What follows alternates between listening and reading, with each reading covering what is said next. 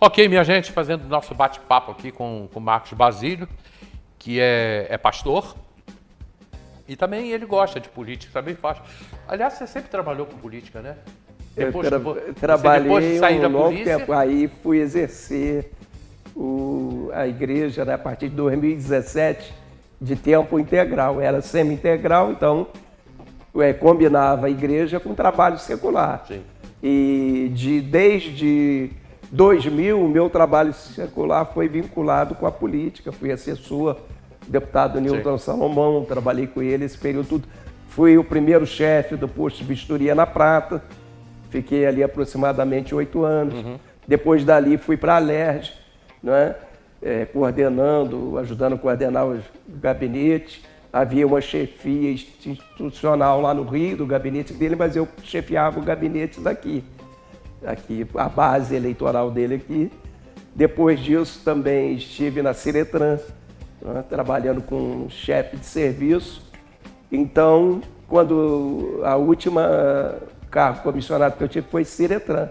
E da Ciretran, então, a igreja me chamou, já era tempo, né, a igreja já tinha condições de ter um pastor de tempo integral. Aí você assumiu o tempo Aí integral. assumi a igreja, aí deixei a militância, né? Hoje a gente acompanha, claro, a política, não fica alheio a ela, mas hoje eu estou integralmente com a vida pastoral na igreja, né, ali cuidando de um rebanho que Deus colocou em nossas mãos, também dizendo para aqueles, a igreja não tem que ser muito claro, o templo religioso, né, o local de culto, o culto ele não é feito não é local para se discutir política partidária, se envolver. A gente, quando fala do cristão e a política, é o cidadão quanto cidadão, no país que ele está. Se você está no Brasil, o sistema político nosso é democrático, o cidadão ele tem que participar, porque você, apesar de ser cristão, você paga imposto, você paga água, luz, todos os seus deveres, não é? Então você também tem que participar para cobrar os benefícios daquilo que você paga, uma boa educação, né? Um serviço de saúde, uma boa saúde. Então o cristão não pode ficar alheio disso. Apesar de nós exercitarmos a fé, e o tema que você está propondo é a oração, e a oração é o canal do exercício da fé diretamente com Deus, né? E quando você entra para o caminho da fé, da oração, você não pode distinguir ninguém, nem A nem B, nem o maior milionário, aquele mais abastado do mundo, quanto o mais paupérrimo. Todos são, pela Bíblia Sagrada, colocados sobre nós a responsabilidade de orar por todos os seres humanos, orar por todas as nações, orar pela paz no mundo, orar para que Deus traga a luz, ilumine, abra a mente das pessoas para que elas possam, não é, praticar amor, não é, a paz, ela gerar em si os frutos do Espírito, que é paz, longanimidade, benignidade, né, mansidão, orar por domínio Israel, próprio, orar por Israel, orar pela Palestina também. Orar pela Palestina, não é? Porque para Deus em Cristo Jesus não existe bárbaro, né? Não existe judeu, não existe grego. Perfeito. Todos são um em Cristo. Então quebra essas barreiras de que tem o exclusivo, Deus tem exclusividade, não tem. Porque Deus amou o mundo de maneira tal que deu seu Filho unigênito, para que todo aquele que nele crê não pereça, mas tenha vida eterna. Então o amor de Deus ele é abrangente a todas as etnias, não é exclusivista, através de Cristo.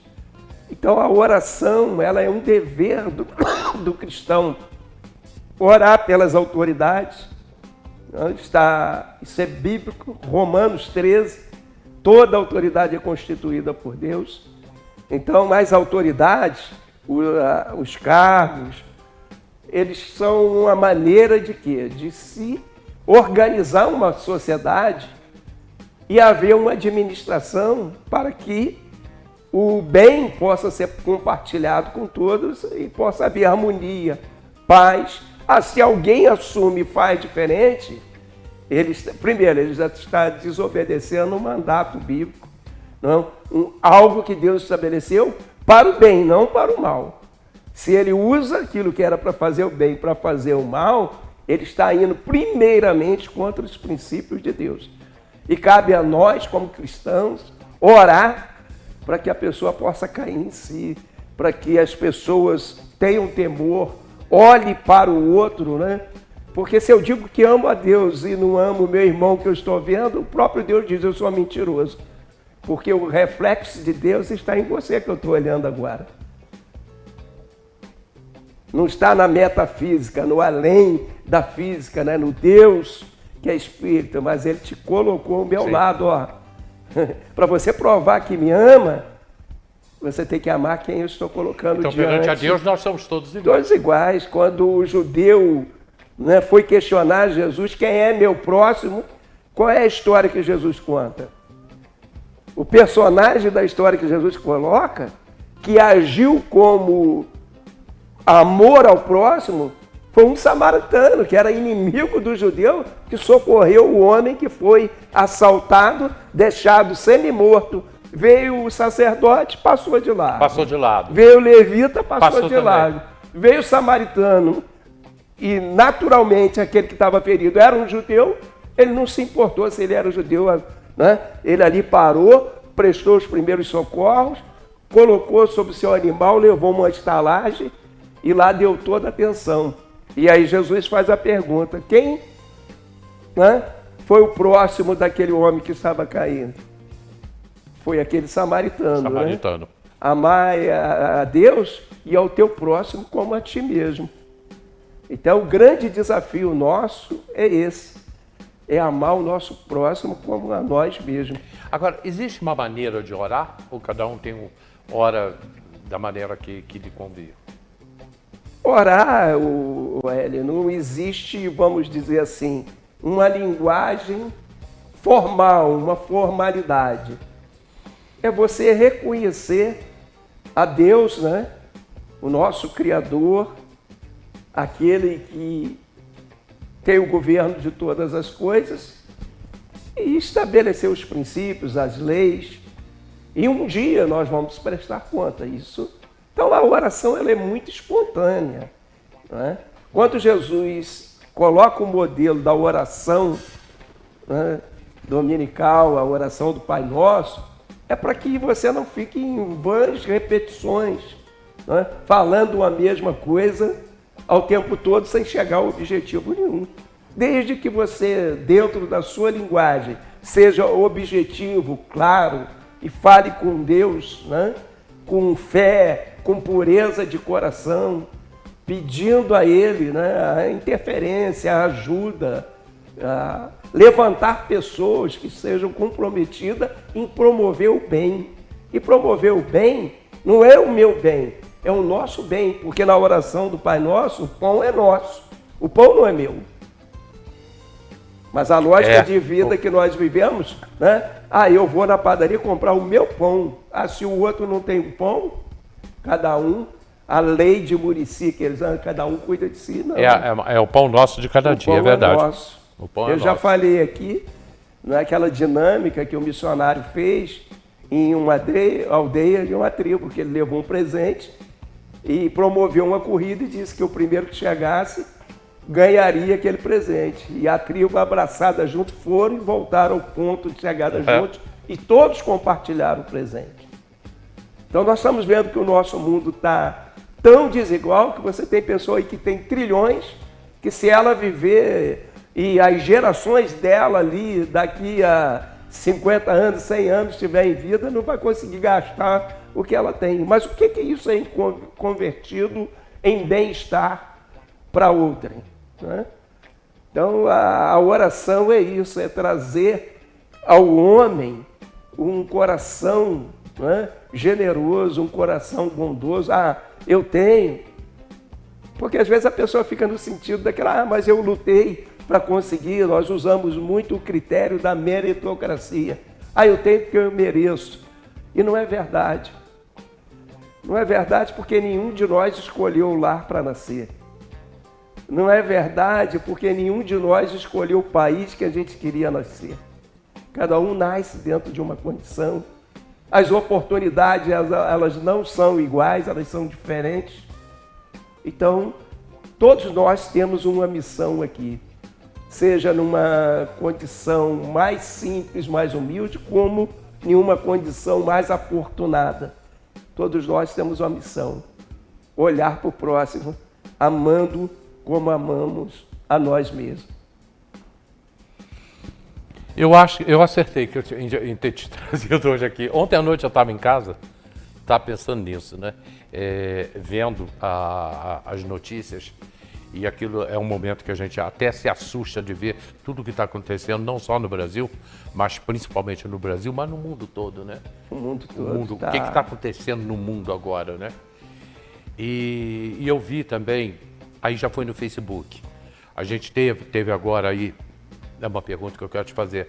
Em Mianmar teve um terremoto, já tem mais de 2.000 pessoas. 7,7. Fortíssimo. 7,2, Já é um país que está também em guerra, é um país que já sofre muito, é um país muito pobre, né? E teve esse terremoto, e já morreram mais de 2.000 pessoas. E eu vi uma pessoa, colocou no Facebook, que aquilo ali teria sido a vontade de Deus e Jesus dizendo que está voltando. E eu não conseguia entender e aceitar isso.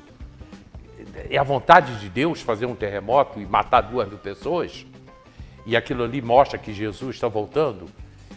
Me faz entender isso aí. Se você não souber colocar isso, você acaba tendo impressões Ela colocou exatamente assim. né? O que nós estamos vendo em Mianmar, foi até uma moça que botou.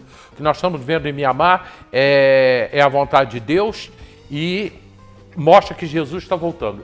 Uma coisa é a tua vontade, outra coisa é você permitir. Quando você permite, muitas das vezes você permite coisas que não eram a sua vontade, perfeito?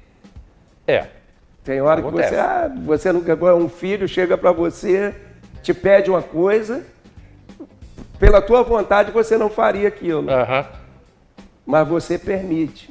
E muitas coisas de Deus é isso. Ele permite certas coisas para trazer o homem. Quando você não vem pelo amor, você vem pela dor. Pela dor. E nós, como essa visão materialista, nós ocidentais muito mais, a nossa visão ela é muito presa ao material. A gente tem muita dificuldade da vida depois da morte. A gente acha que morreu aqui, a gente viu esse plano, acabou, e não é. Aqueles que a vida foram tirados ali no terremoto, para nós eles morreram, e nós não vamos... Sim, já entendi. Mas na dimensão espiritual, não. No plano de Deus, não. Não é? Há vida depois da morte. Não é? Então, isso aí já é uma limitação nossa. O que Deus permite são esses sacudir, e às vezes a natureza responde, justamente para trazer o homem à reflexão, para trazer o homem a repensar a vida. Mas nós tivemos uma pandemia no mundo inteiro. Eu acho que Deus se fez presente disso aí. Porque não é que Deus tenha posto a pandemia. Os sinais estão aparecendo, né? Isso é bíblico. Mas né? Não mudou em nada. Eu acho que o homem até piorou depois da pandemia. Exatamente, mas aí é que está. Há uma agenda e há uma construção, né? Principalmente daqueles que estão empoderados, que estão levando o mundo para um caminho. Eles têm já isso bem definido na cabeça deles, e eu vou só sintetizar. É uma moeda única, digital, que ninguém vai conseguir se desvencilhar dela. Essa é a ideia. O dia que o dinheiro acabar, todo mundo ficou feliz com o Pix. Sim ou não? Sim. Faz um Pix para mim.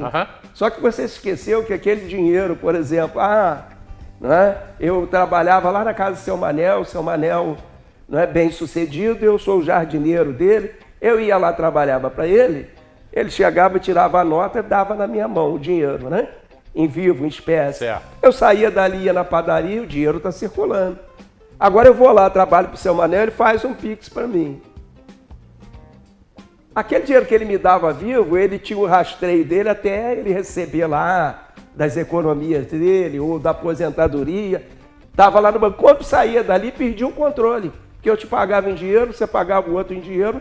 Aquele dinheiro que está circulando, ele não tem rastro. O Pix é controlado. O Pix é controlado. Por que eles deram o Pix? Por que agora o governo acendeu a luz de querer taxar o Pix? Porque ele já viu no universo do Brasil um montante que circulava sem rastro.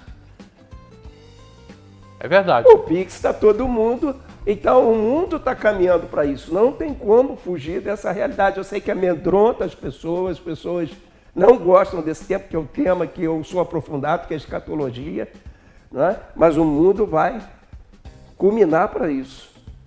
Porque o que eles querem? Eles querem uma moeda única, um único dinheiro, controle total, né?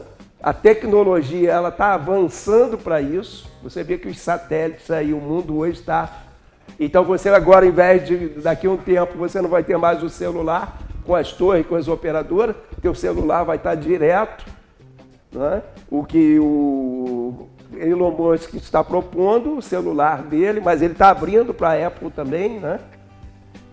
Que o celular se conecte direto, tem um mecanismo direto com os satélites que a teia de... Isso vem para um controle único no mundo. Controle único, vai se controlar. A China já é o pré-modelo. O pessoal precisa muito, você que quer se interessar por essa área, procure pesquisar sobre a vida na China, o cidadão chinês. Eu falo isso aqui. Ele já é controlado lá, você chega, não tem mais a questão em espécie, é o crédito social, você é controlado. Se você desobedece algumas leis, você perde crédito social. Você imagine que quando isso for implantado, o que vai acontecer? Você vai ser limitado. Porque eles vão dizer para você o quanto que você pode botar de gasolina no seu carro, até onde você pode ir. Na pandemia, o que a gente viu? As limitações. Mas ainda não havia o controle total. Então, de alguma forma, você podia furar, né? Em algumas circunstâncias, furar aquelas determinações. Quando tiver no controle aqui, não tem como. Olha só, amanhã a professora Amanda vai estar aqui no programa, a gente vai fazer um bate-papo com ela. Ela me disse há dias atrás que tem umas novidades. Ela viajou, esteve fora do Rio de Janeiro, foi a Brasília, e que ela tem umas novidades para nos contar. Vamos aguardar o programa de amanhã. Marcos Basílio, meu amigo, meu irmão. Vamos orar? A oração é tudo, né? Foi a pergunta que você fez, né? A oração. Para orar, só contar um testemunho. A minha esposa, nós temos duas filhas, a Zila, tem a Natália, que é a mais velha, e a Daiana caçula. A Natália, quando a Zila engravidou, ela teve toxoplasmose. E a toxoplasmose, né, ela deforma a cabeça do feto. Da criança. Então, quando foi detectado, uma doutora muito conhecida na cidade, a filha dela também é médica, era a ginecologista da minha esposa. Vou respeitar os nomes, porque, né? Sim. Não expor as pessoas. Até porque elas estão aí. Exatamente. Então, ela foi, examinou a minha esposa e falou: olha, nós vamos ter que tirar o bebê, né? Ter que provocar um aborto, porque o feto pode nascer com sérios problemas. E quando ela comunicou isso à minha esposa falou, e ela disse uma palavra-chave, né? Minha filha, teu caso é só um milagre. Aí, quando ela falou isso, minha esposa pegou a chave. Aí, quando ela falou, amanhã, tá, mas eu vou pedir minha mãe, ela vai falar, saudoso pastor Joaquim, aí eu posso falar, né, meu pastor que me batizou. E aí, a minha sogra falou com ele foi lá no Hospital São José, orou, ungiu. A minha esposa falou que quando ele ungiu, ela sentiu como um choque elétrico no corpo. No outro dia, a doutora chegou de manhã, já foi lá no quarto, né? Ó, se prepara que eu vou mandar levar você, né, para o centro cirúrgico para a gente fazer o procedimento. Ela falou, não, a senhora não falou que era só um milagre? Minha filha, né, sabe, o médico, e tá certo, ele está ali baseado na ciência, no conhecimento.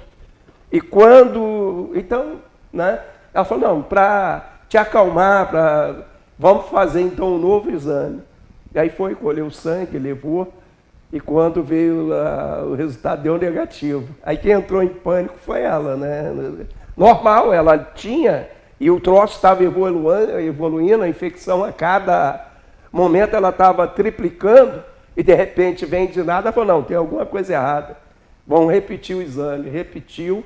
Na época, minha esposa trabalhava naquele laboratório da Tijuca, né, que era ligado a Reus. E aí eles mandaram reagente importado, né, para ajudar a fazer um terceiro exame comprovado.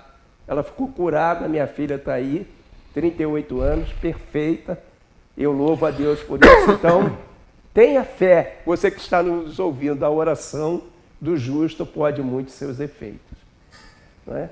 Então, quando a gente ora aqui, a gente não faz nada assim como palavras pura e simplesmente de afirmação e de expressão de um ser humano bom que queira que o outro seja fortalecido pura e simplesmente com aquelas palavras.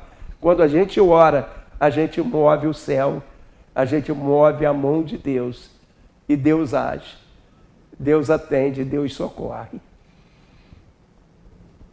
Eu estava quieto em casa ontem, e quando veio na cabeça, e eu pensando no programa de hoje, no que eu queria falar, e veio para mim, chama o pastor Marcos Basílio. Obrigado, meu irmão. Eu que te agradeço, meu irmão. Você é um irmão que, né?